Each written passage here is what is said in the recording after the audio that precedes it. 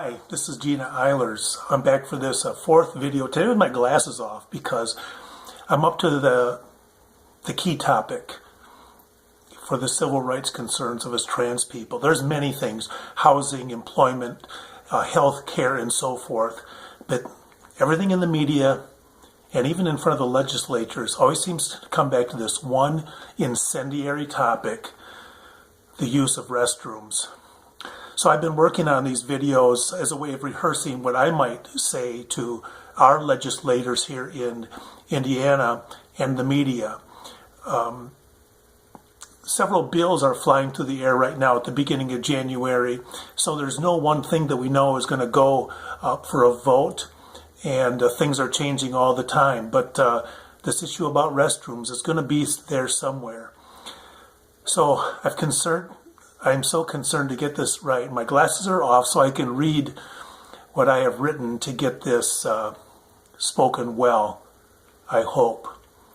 So one of the bills that has been introduced has concerned the use of restrooms, and we know from Houston last voting season how something was not passed because of the work done to make this such a hot button issue and, in my opinion, just plain scare people. Oh, and remember, these videos are my opinion, and also this.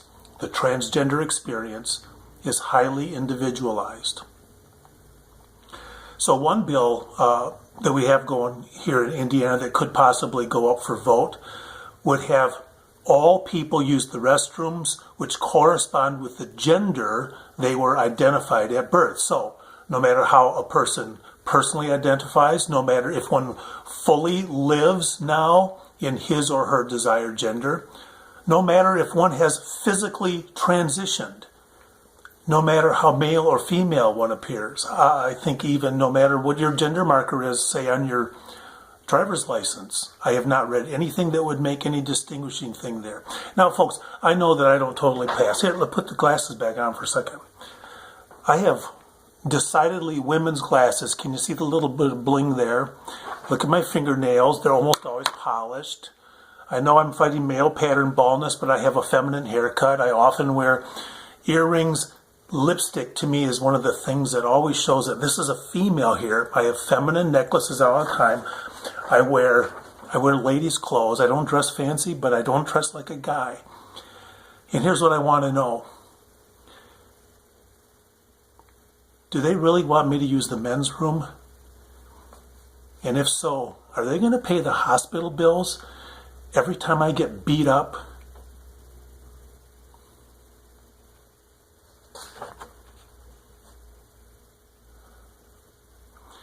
When I use the restroom, and this is true of all the friends that I have and talk to, I'm very careful. I get in, I do my business like everybody else. I personally try to go in when there's as few people in there as possible. If there's folks in there, I don't engage them in conversation. I get back out and then I blow a sigh of relief. There are a host of concerns attached to this topic. As everyone else, we only want to use the facilities. We are regular people with regular needs. And as I've been working toward in the previous videos, we are not sexual fetishists or perverts. Being transgender is a separate issue from our sexuality. As for me, folks, I'm married. I am faithful to my wife. I am not going around soliciting anyone, much less playing predator in public places. There's this concern. So it's not so much about folks like me, but if it's made legal that I can use the restroom with which I identify, so there's this concern that men are going to go around dressing as women in order to legally enter women's restrooms and then be predators on them, sexually assaulting them. Does anybody realize how outrageously ridiculous is this suggestion? Men who prey on women will not be putting on women's clothes. they would consider that demeaning themselves. They're way too stinking masculine for such a thing. I'm confident that's how they would see it. When there is news of a pervert or a pedophile, can you recall one time when that person was transgender? It's not that there's not, but the percentages are so minuscule. Almost always the criminal is a person, usually a man, who appears to be a heterosexual. That's how he lives. That's how he hides in plain sight in order to do his nefarious work. Does the public or our legislators even know what's going on inside of my body? Folks, this one is highly personal. I need to tell you about it. I've been on hormone replacement therapy since the fall of 2013. That is feminizing me in every way. And I've seen the shift in my brain. I always identified as female, but I recognize how I thought male in so many ways. That's how I was acculturated in society. I think so much more female now. Forgive me, I don't mean to sound sexist, but I'm so much more emotional. I cry so much easier. But my point being that I feel like I'm one of the girls. That's how my brain, the hormones, is shaping it. And then here's the other thing. You're concerned about me sexually? My testosterone is so low, I have no sex drive whatsoever. Folks, have we learned nothing from racial profiling? In World War II, what we did to Japanese Americans, what we're doing today, be careful. Driving while black. How about with the Muslims?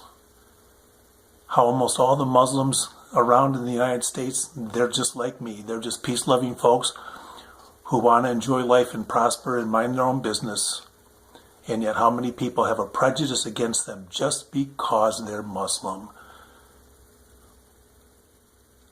I am horrified at some of the scare tactics that are being used against myself and my trans friends.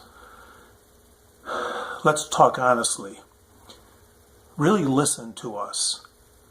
Learn who we are. It's when we learn about things, when we learn about people, that we stop being afraid of them. I grew up in white America, in Michigan. Almost my whole life I've been exposed to about this many African American people.